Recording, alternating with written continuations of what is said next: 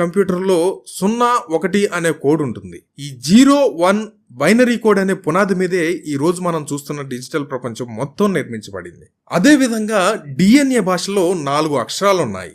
A, T, G, C. ఈ 4 అక్షరాల అమరికతోనే మన శరీరానికి కావలసిన అన్ని సూచనలు రాసి ఉంటాయి. బీచ్లో రాసింది కేవలం కొన్ని పదాల వాక్యం. కానీ మన DNA కోడ్ ఎంత పెద్దదో తెలుసా? దాదాపు 300 కోట్ల అక్షరాల పొడవు.